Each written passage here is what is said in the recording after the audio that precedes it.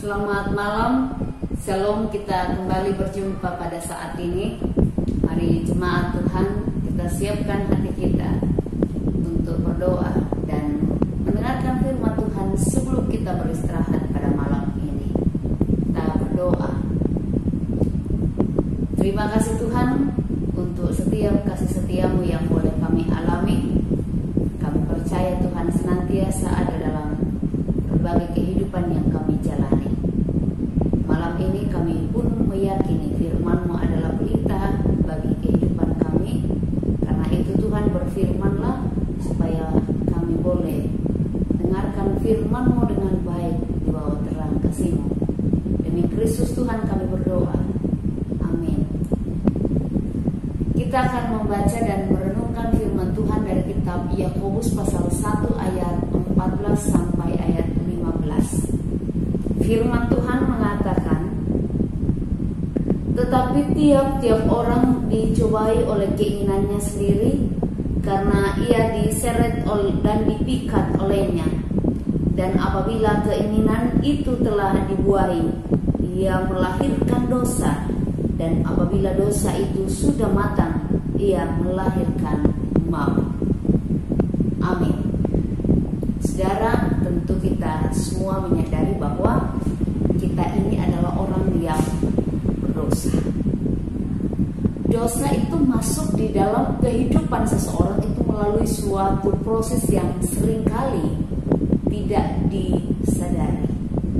Nah, dalam kehidupan kita untuk mengakui dengan jujur bahwa ia telah melakukan dosa atau seseorang telah melakukan dosa, sering yang terjadi adalah orang berkilah.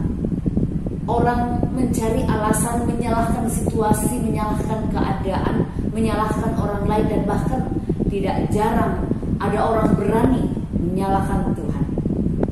Nah, ketika memakan buah terlarang, saudara, ketika kita kembali kepada kitab Kejadian, Adam dan Hawa berdalih dan saling melempar tanggung jawab ketika ditanya Tuhan. Manusia itu menjawab bahwa perempuan yang ditempatkan atau perempuan yang kau tempatkan di sisiku, dialah yang memberi dari buah pohon itu kepadaku. Itu maka aku makan, itu kata Adam. Kemudian berfirmanlah Tuhan kepada perempuan itu, apakah yang telah engkau perbuat? Lagi-lagi perempuan ini kemudian menjawab, ular itu yang memperdaya aku, maka aku makan. Nah, di sini kita merenung bersama bahwa penyebab dari dosa adalah keinginan-keinginan manusia sendiri. Sedangkan iblis adalah si pemicu, yaitu penggoda manusia. Saudara, iblis selalu mencari celah kelemahan seseorang dengan menggunakan situasi, menggunakan orang lain, mungkin menggunakan uang atau harta atau materi untuk menggoda kita. Nah, saat godaan itu datang, keputusan dan pilihan ada pada masing-masing kita. Apakah kita akan menerima hal-hal yang ditawarkan oleh iblis tersebut, atau kita justru bersikap tegas untuk menolaknya? Nah, kalau kita menerima dengan apa yang ditawarkan itu dan terus selalu berimajinasi apa yang ditawarkan oleh iblis itu, maka keinginan-keinginan kita itu akan menjadi semakin kuat.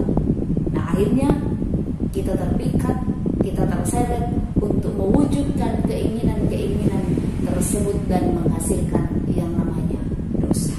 Nah, Yakobus, saudara-saudara, dalam firman Tuhan yang kita baca pada malam ini mengatakan bahwa dosa yang dilakukan secara berulang-ulang atau dosa yang terencana secara matang itu akan mengakibatkan maut atau kematian.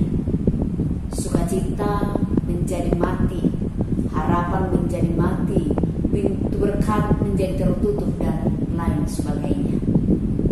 Lalu bagaimana jalan keluarnya? Jalan keluarnya adalah kita harus mengatasi godaan sejak awal, sejak sekarang. ketika imajinasi yang salah itu muncul dalam benak kita, mari bersama kita belajar untuk mengatasi godaan-godaan tersebut. Karena itu, semua katakan, matikanlah dalam dirimu segala sesuatu yang duniawi, seperti yang dikatakan oleh Kolose pasal 3 ayat 5 sampai 8. Matikanlah dalam dirimu segala sesuatu yang duniawi, yaitu percabulan, kenajisan, hawa nafsu, nafsu jahat, dan keserakahan yang sama dengan penyembahan berhala, dan semuanya itu dikatakan bahwa itu mendatangkan murka Allah. Nah, karena itu pesan Tuhan atau melalui firman Tuhan malam ini mau mengatakan bagi kita, berjaga-jagalah dalam doa.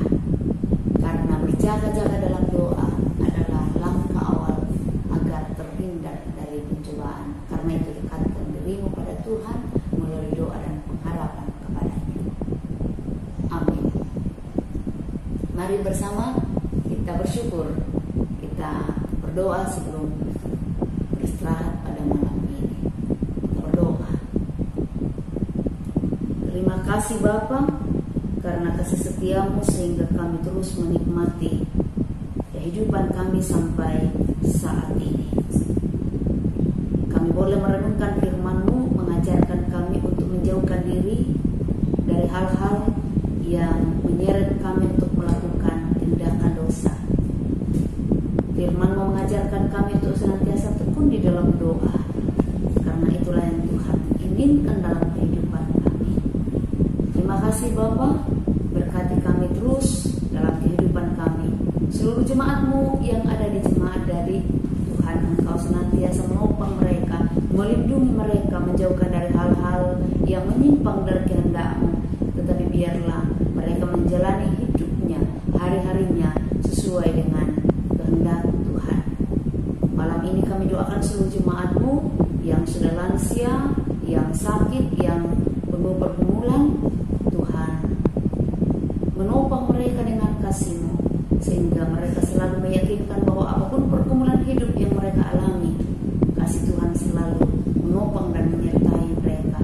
Seperti saudara kekasih kami, kakak dari Tante Yuri dan Om Papu, saudara kami Bapak Dr. Insinyur B. Elim Somba MSc, yang saat ini sedang bergumul karena sakit di Rumah Sakit Untada Palu. Kami berdoa Tuhan, kiranya Engkau hadir dalam pergumulan saudara kekasih kami yang saat ini dia alami. Kami percaya Tuhan bahwa kekuatan dan kesembuhan daripada-Mu lah menopang Bapa kekasih ini.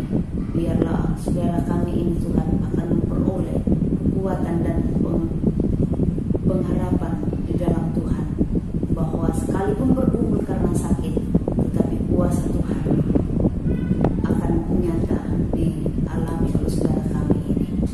Bapa di sorga, berkati semua keluarga, biarlah mereka senantiasa saling mendukung satu dengan yang lain dalam doa, sehingga pengharapan mereka selalu mereka rasakan di setiap kehidupan mereka. Demikian pun Tuhan, kami berdoa, mendoakan seluruh jemaat-Mu dalam pekerjaan, dalam rencana yang mereka kerjakan. Mari Tuhan Engkau menyertai kami, menyertai seluruh jemaat-Mu, sehingga mereka boleh mengangkatnya dengan penuh sukacita. Kami mau beristirahat pada malam ini. Tuhan menjaga seluruh jemaat